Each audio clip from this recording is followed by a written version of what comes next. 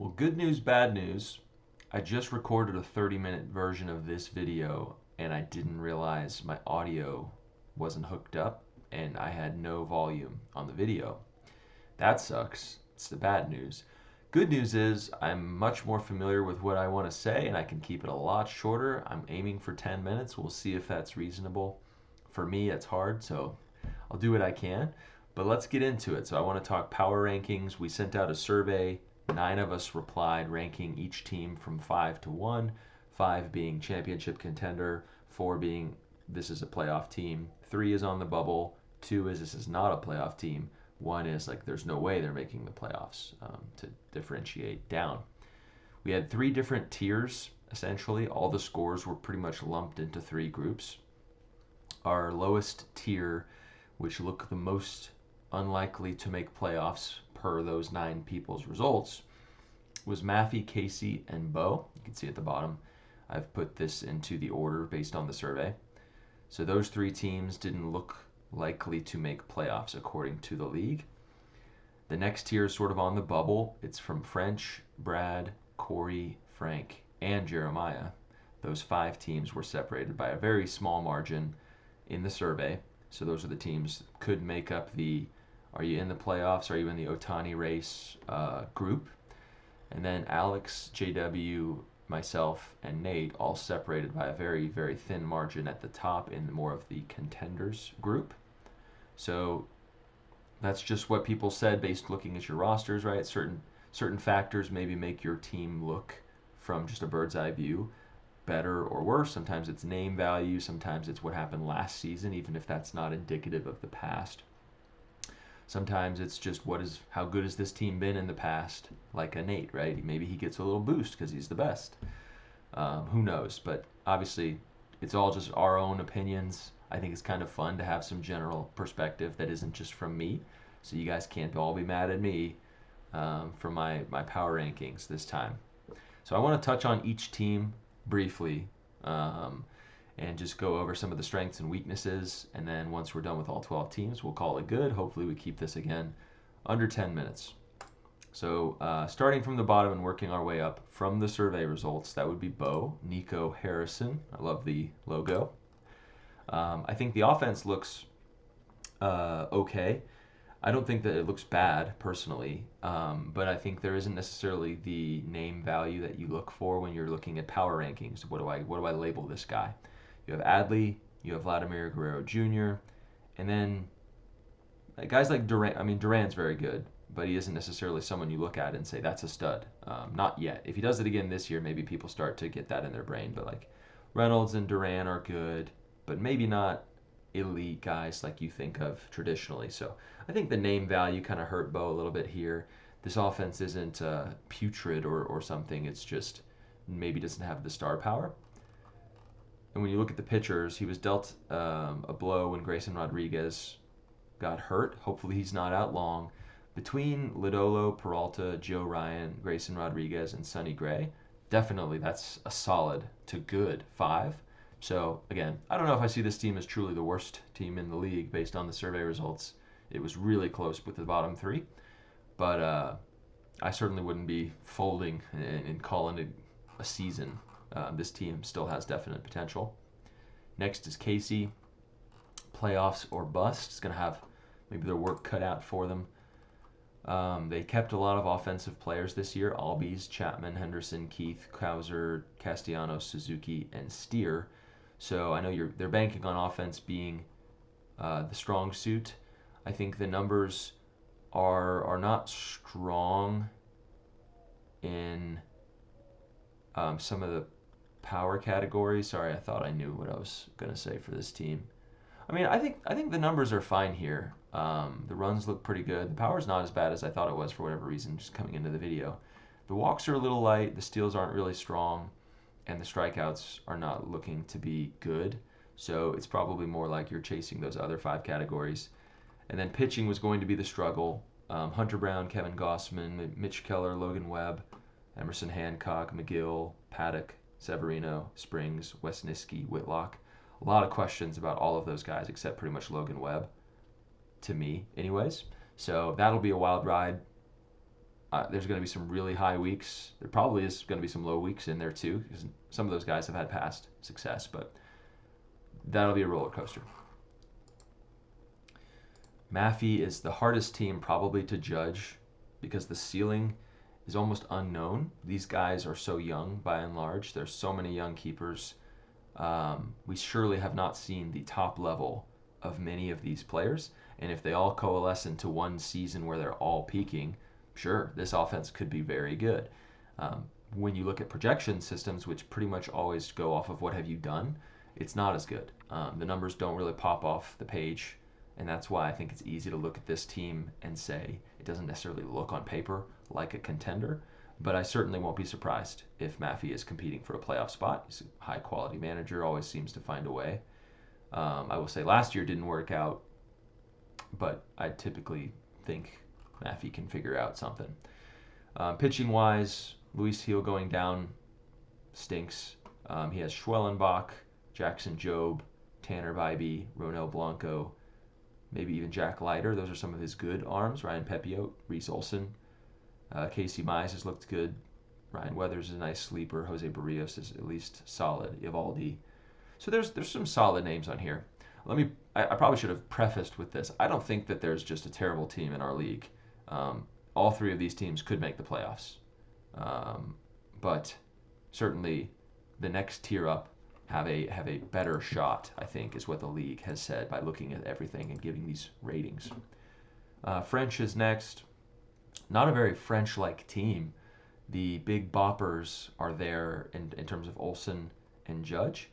But besides that, there's only one player projected over 20 home runs, I think, and it's Rhys Hoskins, who was available into the 9th round for a reason. I mean, he has some major holes.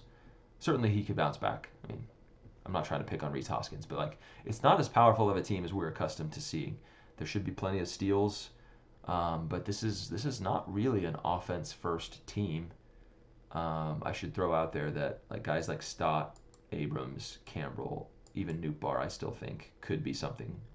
Butler, Wood, a lot of potential for some of those guys to pop. So maybe it could get into a higher tier in terms of offense, but it's not really offense first this year for French. Between Jared Jones, Taj Bradley, Max Scherzer, Blake Snell, Zach Wheeler, Aaron Nola, George Kirby, this is a pitching team. A lot of those names are not necessarily top of the ADP list except for Zach Wheeler. Well, George Kirby is. Blake Snell's up there. Yeah. I mean, it's good staff. It's good staff. I personally have a little bit of questions about a couple of them, right? But it's a pretty good staff. I'd be shocked if this wasn't a top 4 staff. So pitching first, the offense has lots of upside, but you're in the middle tier. You don't look like a prime contender yet, is what the league says in the survey. Next is Brad. I think the offense is solid. There's a pretty good baseline for power. Not a lot of duds mixed in here. Not a lot of top-end guys either. So now that I say that, it might be a little bit on the light side for power. The only one guy over 25 homers, which is Seager, who won't get 34 homers because he'll get hurt, unfortunately. Should have traded him to me. You had the chance. Yeah, I think the offense is solid, but not great. Pitching, though, the top 4 guys, about as good as any top 4 in the league, except for me, of course. Chris Sale, Tyler Glasnow, Framber Valdez, Bailey Ober. I mean, he invested in pitching like crazy at the beginning of this draft. He didn't have pitchers, frankly, so he had to. But getting Glasnow in the first last year, maybe the year before, Sale and Valdez first-round guys this year, Bailey Ober early second-round guy this year. So Brad's, with Sean Manaea as the 5th, like there's going to be some dominant weeks in pitching. And what I like about this for Brad is that any given week in a playoff setting, he could knock anyone out in terms of his pitching. The offense would need to then pick up the slack a little bit. And it remains to be seen for me what category is his calling card, because it really doesn't look like there's one thing that jumps out, except maybe steals, a lot of steals. But even when his pitching pops, he's going to need a little backup from the offense, and that's why I think this is more of a mid-tier team for now. And we'll see. Maybe this will be the year. I think I've heard Brad talk. This is the big year. I'm going in. I hope so. I'd love to see it. could have gone in a couple times and maybe made a splash. So I'd love to see Brad go for it this year. Next is Corey, who I really like this team. Um, this definitely, I mean, I don't, it's not too serious to call a dark horse team, but like I like Corey's team. The offense looks pretty solid. Will Smith, Paul Goldschmidt, Matt Shaw, Jeremy Pena, Riley Bogarts.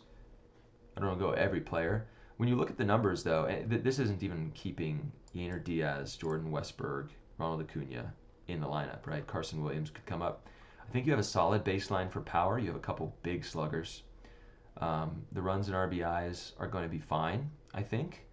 A little light on walks, maybe. There's steals when Acuna comes back, especially if he can still pitch in 20. The average is really good here, which means we'll probably have a pretty good number for strikeouts. That's going to be a good number. I think the offense looks good. And then when you scroll down pitching, he already had a good staff, relatively speaking, in terms of a keeper group, right? I love Brian Wu, Jacob deGrom, Max Fried. Kenzie Gore still has a lot of potential. Nick Pivetta still has some potential. He added Corbin Burns, Zach Eflin, and Sasaki. So, again, I think between Sasaki, deGrom, Fried, and Burns, I don't want to play that team in the playoffs. I'm confident in my pitching, but I'd rather not take the chance with that team in the playoffs. So, hey, if Corey gets in, could be a scary matchup because this offense, it has some holes like every offense, but I think the offense is good enough. Corey could beat some people this year, and we play 3 times, so I wish Corey's team had ended up a little worse, but I'm also kind of pumped for Corey. Thanks for joining the league. We're happy to have you. Frank is next. A little bit of a fall from grace considering he was dominant last year. Didn't have the draft picks to really fully backfill for an elite team to stay elite, in my opinion anyways. Wilson Contreras is great. Jose Ramirez, Matt McLean, Junior Caminero, lots of hype. Tatis and Soto. But it's pretty thin really otherwise. I don't really love... I mean, I think where he picked Gleyber Torres was pretty good for value sense, but I'm not too high on Gleyber, Fitzgerald, Burleson, Robles, DeLuca, or Christian Encarnacion Strand. Really none of his bench speak to me either, so maybe I'm just a hater.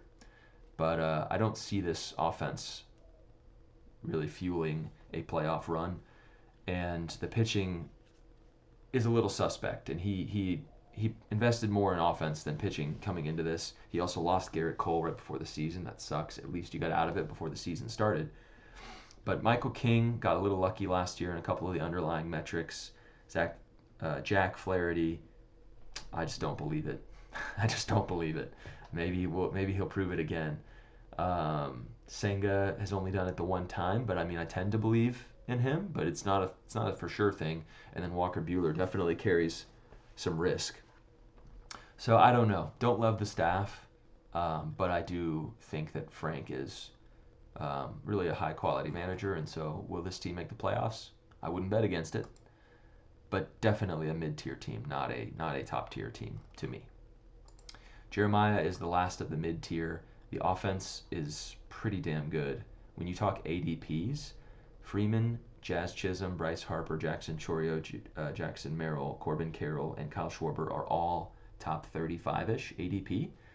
And you think about the standard distribution of players in a 12-team league, each team should only have 3 players inside the top 36 ADP. He has 7 bats inside the top 36 ADP. That's wild. I mean, the stats aren't necessarily what you think of when you think of a first-round kind of talent. You see 25 home runs for Chourio, 23 home runs for Merrill, 24 home runs for Carroll, 23 home runs for Freeman, 25 home runs for Jazz, only 29 for Harper. So you don't see the big power numbers, but where most of these guys are going to get you is in the average and in the slugging. Most of them don't strike out a ton. They steal bases. They're still hitting home runs. It's not like that's nothing. That's a good number. It's just not elite. But the runs and RBIs, I think Jeremiah's offense has about as high of a floor as anybody, and the ceiling isn't low by any means. So I love the offense. He knew he was going to be offense first as soon as we made that Chourio and Skeens swap right before the draft. The pitching is where it gets a little dicey. Certain people like Arrighetti and Castillo and Gallen and Houck and Kikuchi, but I think in most rooms you'll find detractors for some of these guys as well. So it's a risky 1 through 6 when you throw in Shane McClanahan, who has yet to prove it since coming back from Tommy John, his second Tommy John, I think.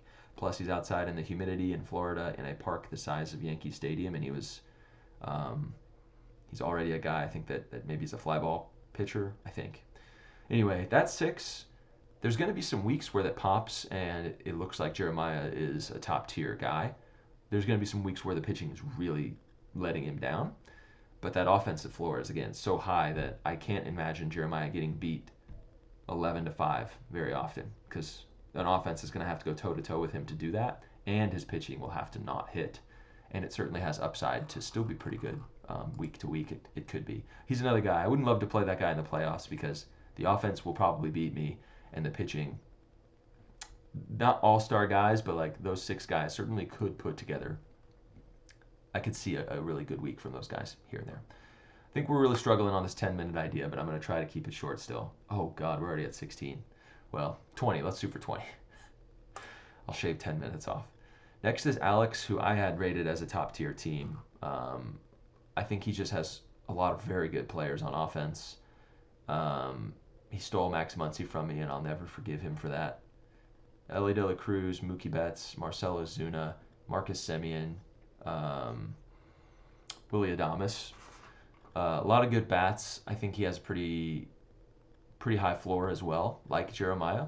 Good power floor, good runs and RBIs. I think the walks are here as well for Alex, and the stolen bases are mostly from Elly, but that's pretty dependable.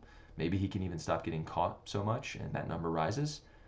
The average and Ks are going to be bad, but everything else should be good. And he has some pitchers. Cease and Gilbert both make me nervous to draft like at their ADP, I guess, but like they're still both great pitchers. Imanaga, Lugo, Rodon, and Sanchez. If he can just get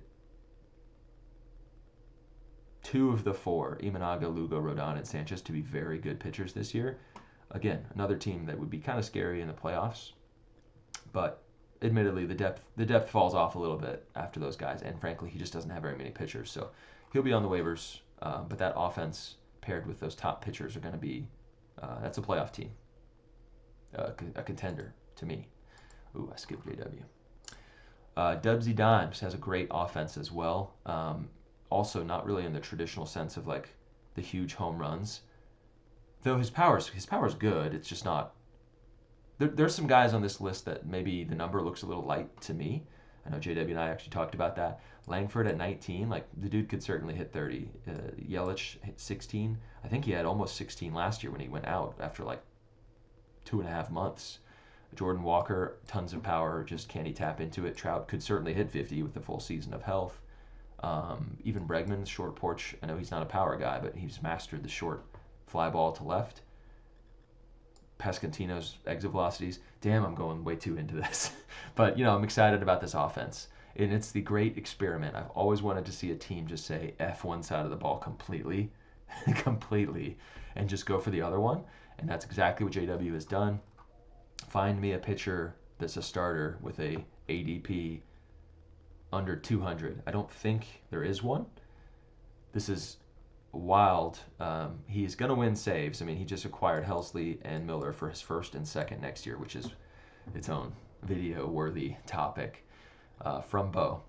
But he's going to win saves. He's going to have to try to win holds. He's going to have to try to win Ks, and a lot of these guys are tuned to that. So if JW can win holds, saves, Ks, maybe batting average or something like that, and then beat you in offense, that's the strategy.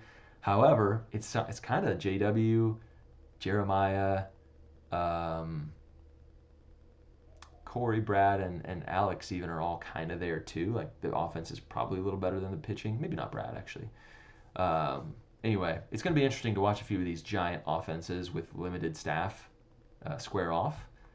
I'm excited for this season. JW is a good team because his offensive floor is so high, but I feel like he's like the 3rd straight person I've said that about. So again, some of these offensive battles this year are going to be fun to watch, and we may see some 5 or 6 ERAs in those same matchups. We'll see. I'm up next. I'm going to start pitching-wise. I have Crochet, Reagans, Skeens, and Strider. That's the best 4 in the league. I don't think there's a controversy with that. So certainly any given week, I could probably beat anybody in pitching with those guys if I get a couple double starts out of them, and that's my 6 starts. Good luck with ERA, with walks, home runs, strikeouts. But the other categories I feel like I can still be had. So saves and holds, I have barely any saves. I don't have holds yet.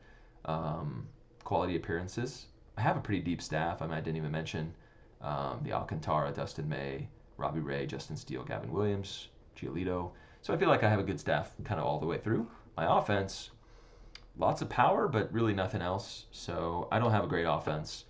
I'm hoping to be able to beat people in home runs just by raw number because I have no contact guys. I have all power. My average and Ks are going to suck.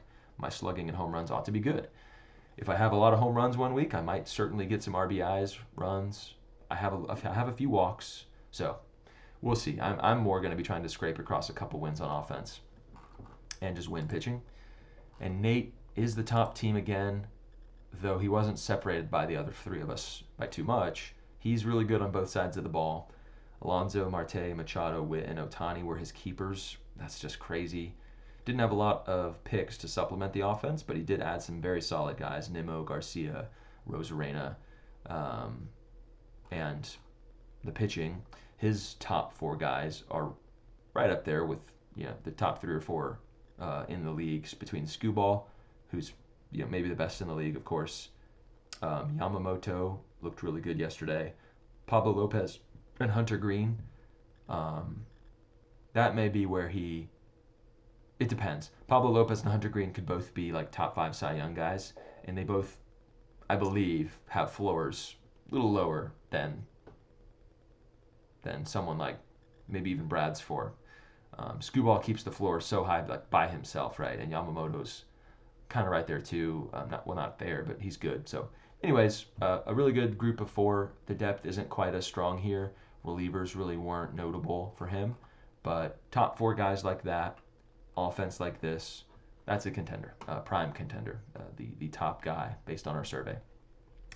All right, so I barely shaved any time off of this. I hope the audio recorded. 22 minutes. Just know that it was a labor of love this morning. I've spent an hour talking to myself about fantasy baseball. Doing it for you guys. So like and subscribe. No, I'm just kidding. We'll see what the next video is. Yeah, I think that's all I got. So excited for the season. Real opening day around the corner. I will be there with Jeremy, and let me know if anyone's going to be at opening day. We'll come say hi.